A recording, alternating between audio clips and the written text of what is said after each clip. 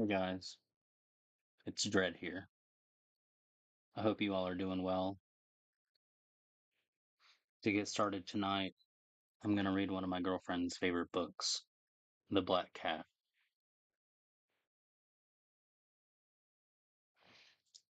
For the most wild, yet most homely narrative which I am about to pen, I neither expect nor solicit belief.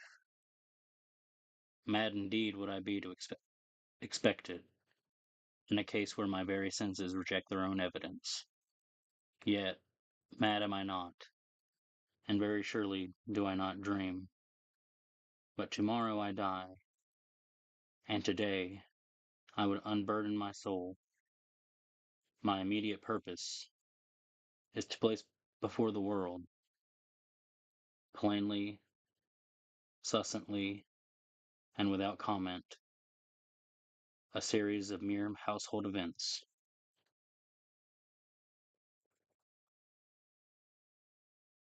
and their consequences. These events have terrified, have tortured, have destroyed me. Yet I will not attempt to expound them. To me, they have presented little but horror. To many, they will seem less terrible than Baroque's. Hereafter, perhaps, some intellect may be found which will reduce my phantasm to the commonplace, some intellect more calm, more logical, and far less excitable than my own, which will perceive, in the circumstances I detail with awe, nothing more than an ordinary succession of very natural causes and effects.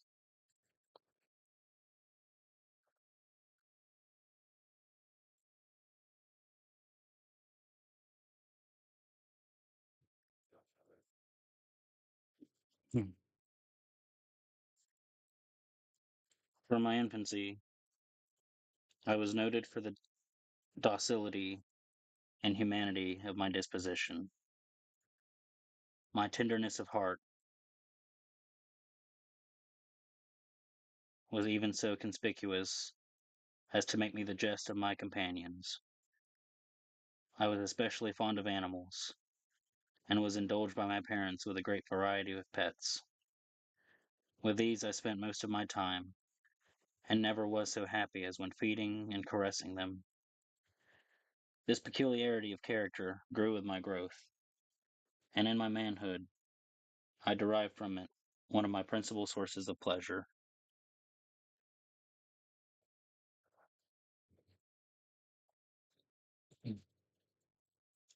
To those who have cherished an affection for a faithful and sagacious dog, I need hardly be at the trouble of explaining the nature or the intensity of the gratification thus derivable.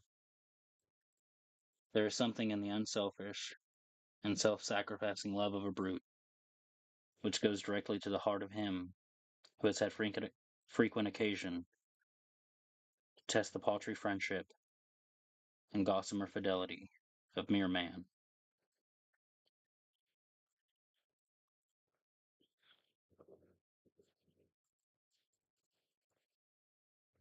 I married early, and was happy to find in my wife a disposition not uncongenial with my own. Observing my partiality for domestic pets, she lost no opportunity of procuring those of the most agreeable kind. We had birds, goldfish, a fine dog, rabbits, a small monkey, and a cat. This latter was a remarkably large and beautiful animal, entirely black, and sagacious to an astonishing degree. In speaking of his intelligence, my wife, who at heart was not a little tinctured with my superstition, made frequent allusion to the ancient popular notion, which regarded all black cats as witches in disguise. Not that she was ever serious upon this point, and I mention the matter at all for no better reason than it happens just now to be remembered. Pluto, this was the cat's name, was my favorite pet and playmate. I alone fed him, and he attended me wherever I went above the house. It was even with difficulty that I could prevent him from following me through the streets. Our friendship lasted, in this manner, for several years, during which my general temperament and character, through the instrumentality of the field intempitence, had I blush to confess it, experienced a radical alteration for the worse.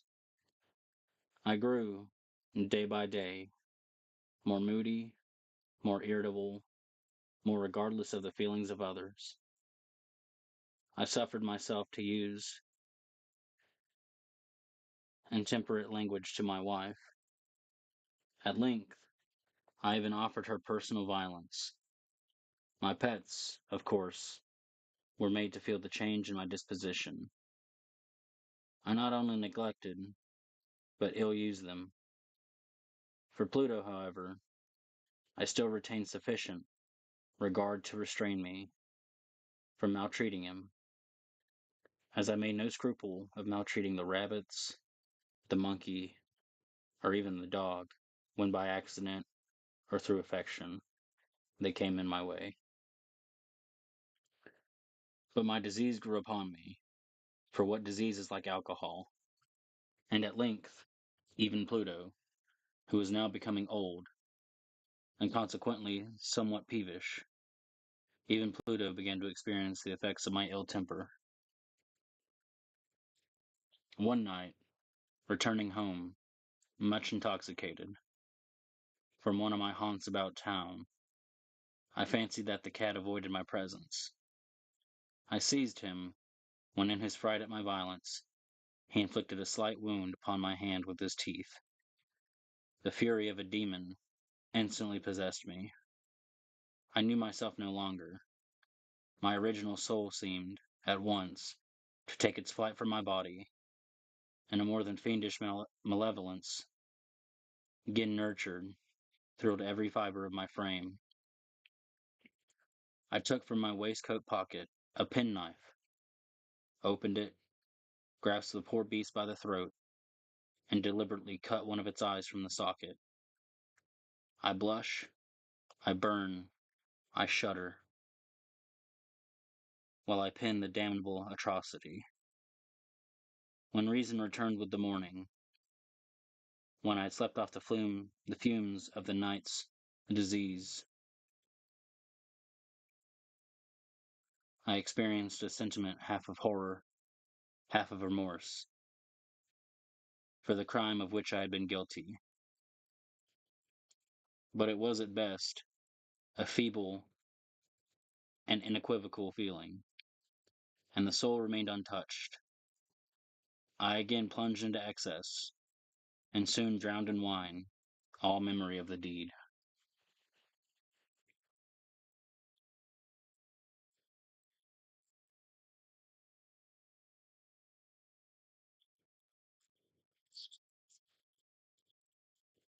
In the meantime, the cat slowly recovered.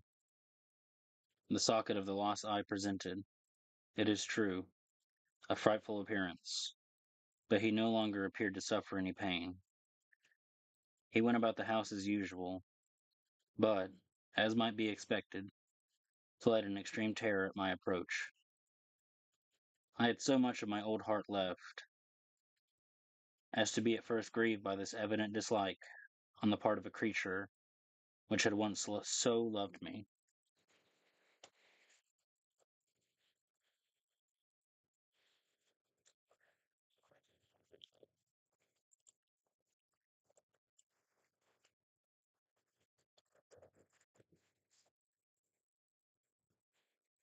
But,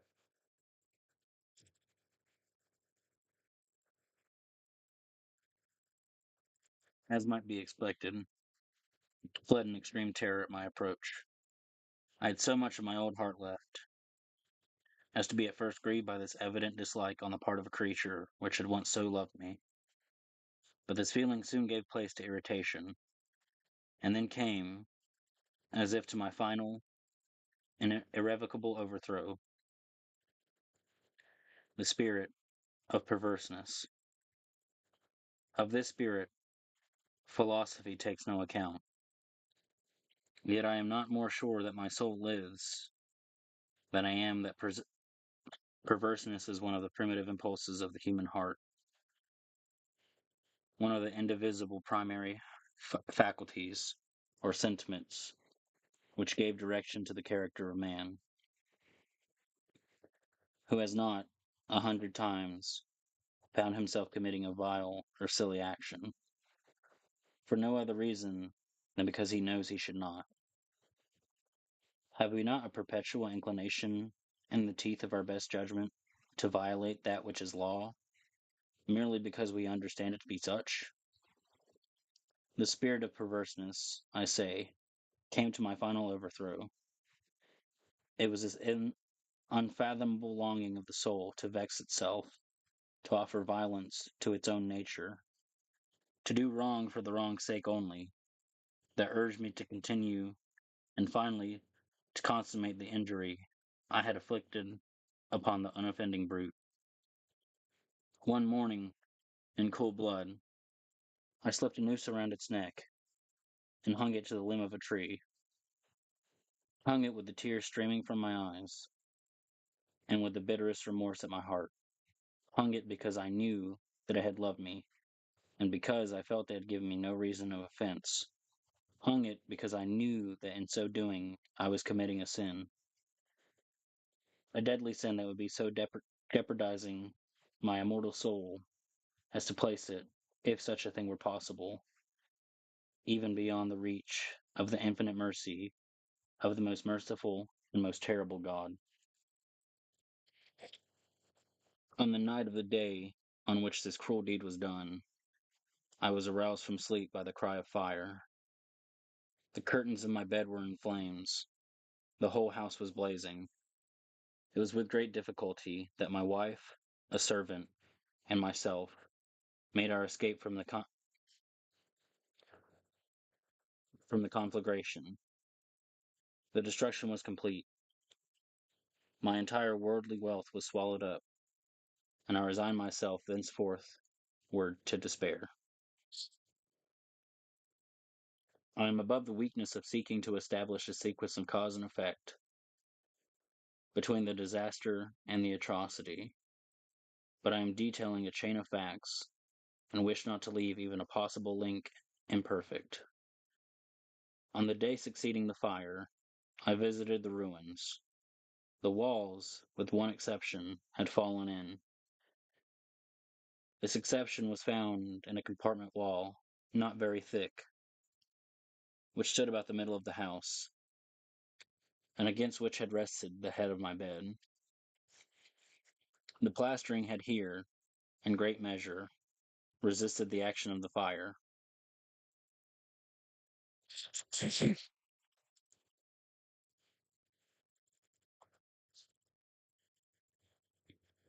A fact which I attributed to its having been recently spread. About this wall a dense crowd were collected, and many persons seemed to be examining a particular portion of it with every minute and eager attention. The words strange, singular, and other similar expressions excited my curiosity. I approached and saw, as if graven in bas relief upon the white surface, the figure of a gigantic cat. The impression was given with an accuracy truly marvelous. There was a rope about the animal's neck. When I first beheld this apparition, for I could scarcely regard it as less, my wonder and my terror were extreme.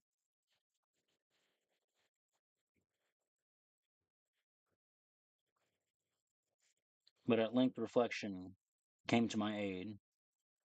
The cat, I remembered, had been hung in a garden adjacent to the house. Upon the alarm of fire, This garden had been immediately filled by the crowd, by some of whom the animal must have been cut from the tree and thrown through an open window into my chamber. This had probably been done with the view of arousing me from sleep. The falling of other walls had compressed the victim of my cruelty into the substance of the freshly spread plaster, the lime of which, with the flames, and the ammonia from the carcass, had then accomplished the portrait as I saw it. Although I thus readily accounted to my reason, if not altogether to my conscience, for the startling fact just detailed, it did not the less fail to make a deep impression upon my fancy. For months I could not rid myself of the phantasm of the cat, and during this period there came back into my spirit a half sentiment that seemed, but was not, remorse. I went so far as to regret the loss of the animal, and to look about me, among the vile haunts which I now habitually frequented, for another pet of the same species, and of somewhat similar appearance, with which to supply its place.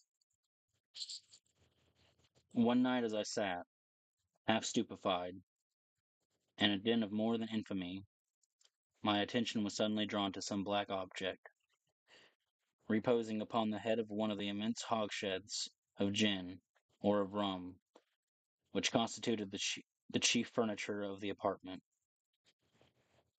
I had been looking steadily at the top of the hogshead for some minutes, and what now caused me surprise was the fact that I had not sooner perceived the object thereupon.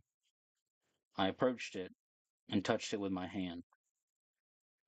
It was a black cat, a very large one, fully as large as Pluto, and closely resembling him in every respect but one. Pluto had not a white hair upon any portion of his body, but this cat had a large, although indefinite, splotch of white, covering nearly the whole region of the breast. Upon my touching him, he immediately arose, purred loudly, rubbed against my hand, and appeared delighted with my notice. This, then, was the very creature of which I was in search. I at once offered to purchase it of the landlord, but this person made no claim to it, knew nothing of it, had never seen it before.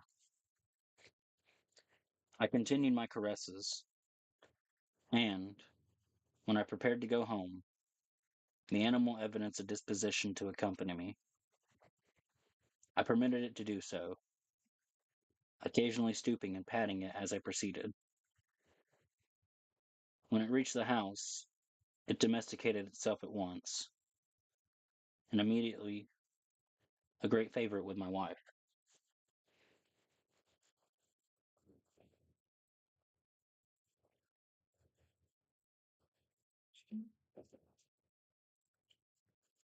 For my own part, I soon found a dislike to it arising within me. This was just the reverse of what I had anticipated, but I know not how or why it was. Its evident fondness for myself rather disgusted and annoyed. By slow degrees, these feelings of disgust and annoyance rose under the bitterness of hatred. I avoided the creature, a certain sense of shame, and the remembrance of my former deed of cruelty, preventing me from physically abusing it. I did not, for some weeks, strike or otherwise violently ill use it, but gradually, very gradually, I came to look upon it with unutterable loathing, and to flee silently from its arduous presence, as from the breath of a pestilence. What added, no doubt, to my hatred of the beast was the discovery, on the morning after I brought it home, that, like Pluto, it also had been deprived of one of its eyes. This circumstance, however, only endeared it to my wife, who, as I've already said, possessed, in a high degree, that humanity of feeling which had once been my distinguishing trait, and the source of many of my simplest and purest pleasures. With my aversion to this cat, however, its partiality for myself seemed to increase. It followed my footsteps with a pertinacity which it would be difficult to make the reader comprehend. Whenever I sat, it would crouch beneath my chair, or spring upon my knees, covering me with its loathsome caresses. If I arose to walk, it would get down between my feet, and thus nearly throw me down. Or, fastening its long and sharp claws in my dress, clamber, in this manner, to my breast. At such times, although I longed to destroy it with a blow, I was yet withheld from so doing, partly by a memory of my former crime, but chiefly, let me confess it at once, by absolute dread of the beast. This dread was not exactly a dread of physical evil, and yet I should be at a loss how otherwise to define it. I am almost ashamed to own, yes, even in this felon's cell, I am almost ashamed to own, that the terror and horror with which the animal inspired me had been heightened by one of the merest chimeras it would be possible to conceive. My wife had called my attention, more than once, to the character of the mark of white hair, of which I have spoken, and which constituted the sole visible difference between the strange beast and the one I had destroyed. The reader will remember that this mark, although large, had been originally very indefinite, but, by slow degrees nearly imperceptible, and which for a long time my reason struggled to reject as fanciful, it had, at length, assumed a rigorous distinctness of outline. It was now the representation of an object that I shuddered to name, and for this, above all, I loathed and dreaded, and would have rid myself of the monster had I dared. It was now, I say, the image of a hideous, of a ghastly thing, of the gallows. Oh, mournful and terrible engine of horror and of crime, of agony and of death. And now was I indeed, wretched beyond the wretchedness of mere humanity, and a brute beast, whose fellow I had contemptuously destroyed, a brute beast to work out for me, a man, fashioned in the image of the high God, so much of insufferable woe. Alas, neither by day nor by night knew I had the blessing of rest any more. During the former, the creature left me no moment alone, and, in the latter, I started, hourly, from dreams of unutterable fear, to find the hot breath of the thing upon my face, and in its vast weight, an incarnate nightmare that I had no power to shake off, incumbent eternally upon my heart. Beneath the pressure of torments such as these, the feeble remnant of the good within me succumbed. Evil thoughts became my sole intimates, the darkest and most evil of thoughts. The moodiness of my usual temper increased to hatred of all things and of all mankind, while, from the sudden, frequent, and ungovernable outbursts of a fury to which I now blindly abandoned myself, my uncomplaining wife, alas, was the most usual and the most patient of sufferers. One day she accompanied me, upon some household errand, into the cellar of the old building which our poverty compelled us to inhabit. The cat followed me down the steep stairs, and nearly throwing me headlong, exacerbate, exasperated me to madness. Uplifting an axe, and forgetting, in my wrath, the childish dread which had hitherto stayed my hand, I aimed a blow at the animal, which, of course, would have proved instantly fatal, had it descended as I wished. But this blow was attested by the hand of my wife, goaded by the interference into a rage more than demoniacal. I withdrew my arm from her grasp, and buried the axe in her brain. She fell dead upon the spot, without a groan. This hideous murder accomplished, I set myself forthwith, and with entire deliberation, to the task of concealing the body. I knew that I could not remove it from the house, either by day or by night, without the risk of being observed by the neighbors. Many projects entered my mind. At one period, I thought of cutting the corpse into minute fragments and destroying them by fire. At another, I resolved to dig a grave for it in the floor of the cellar. Again, I deliberated about casting it in the well in the yard, about packing it in a box as if merchandise, with the usual arrangements, and so getting a porter to take it from the house. Finally, I hit upon what I considered a far better expedient than either of these. I determined to wall it up in the cellar, as the monks of the Middle Ages are recorded to have walled up their victims.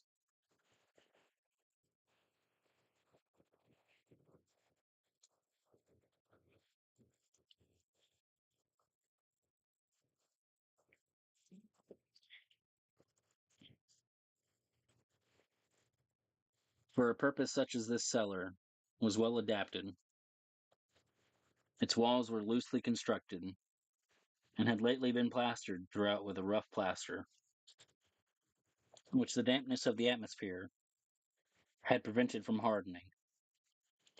Moreover, in one of the walls was a projection, caused by a false chimney or fireplace, that had been filled up, and made to resemble the red of the cellar. I made no doubt that I could readily displace the bricks at this point, insert the corpse, and wall the whole thing up so that no eye could detect anything suspicious. And in this calculation I was not deceived. By means of a crowbar, I easily dislodged the bricks, and having carefully deposited the body against the inner wall, I propped it in that position, while, with little trouble, I relaid the whole structure as it originally stood. Having procured mortar, sand, and hair, with every possible precaution, I prepared a plaster which could not be distinguished from the old, and with this I very carefully went over the new brickwork. When I had finished, I felt satisfied that all was right. The wall did not present the slightest appearance of having been disturbed. The rubbish on the floor was picked up with the minutest care. I looked around triumphantly and said to myself, "Here at least, then my labor has not been in vain." My next step was to look for the beast which had been the cause of so much wretchedness, for I had, at length, firmly resolved to put it to death. Had I been able to meet with it, at the moment, there could have been no doubt of its fate.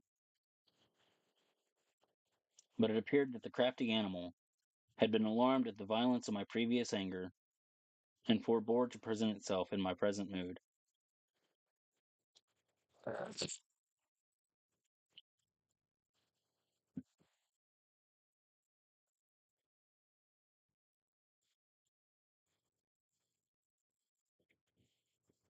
It is impossible to describe, or to imagine, the deep, blissful, the blissful sense of relief which the absence of the detested creature occasioned in my bosom.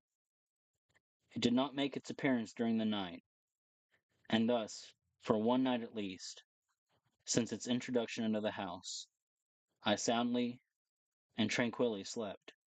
A. Slept even with the burden of murder upon my soul. The second and the third day passed, and still my tormentor came not. Once again I breathed as a free man. The monster and terror had fled the premises forever.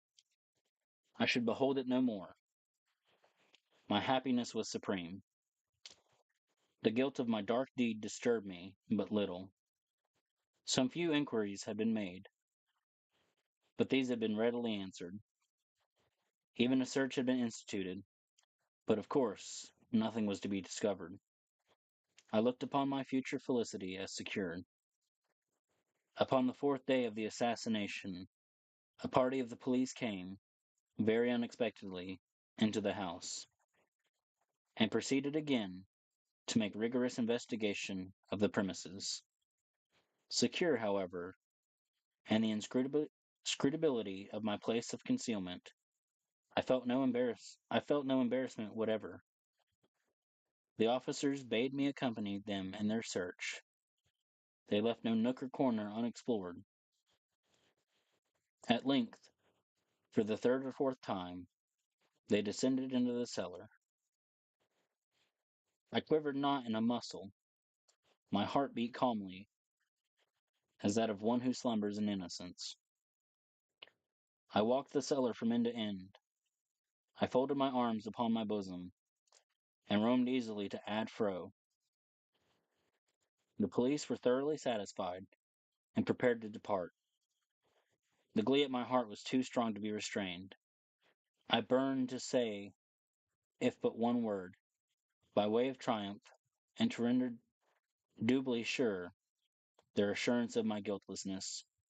Gentlemen, I said at last, as the party ascended the steps, I delight to have allayed your suspicions.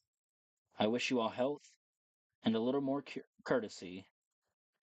By the by, gentlemen, this this is a very well constructed house, and the rabid desire to say something easily, I scarcely knew what I uttered at all. I may say, an excellently well constructed house. These walls, are you going, gentlemen? These walls are solidly put together, and here, through the mere frenzy of bravado, I rapped heavily, with a cane, which I held in my hand, upon that very portion of the brickwork behind which stood the corpse of the wife of my bosom. But may God shield and deliver me from the fangs of the arch fiend. No sooner had the reverberation of my blow sunk into silence than I was answered by a voice from within the tomb, by a cry, at first muffled and broken, like the sobbing of a child, and then quickly swelling into one long, loud, and continuous scream, utterly anomalous and inhuman, a howl, a wailing shriek, half of horror and half of triumph, such as might have arisen only out of heck, conjointly from the throats of the darned and their agony, and of the demons that exult in the darnation. Of my own thoughts of its folly to speak, swooning, I staggered to the opposite wall. For one instant, the party upon the stairs remained motionless, through extremity of terror and of awe, and the next, a dozen stout arms were toiling at the wall. It fell bodily. The corpse, already greatly decayed and clotted with gore, stood erect before the eyes of the spectators. Upon its head, with red, extended mouth, and celerity of eye of fire, sat the hideous beast, whose craft had seduced me into murder, and whose informing voice had consigned me to the hangman. I had walled the monster up within the tomb.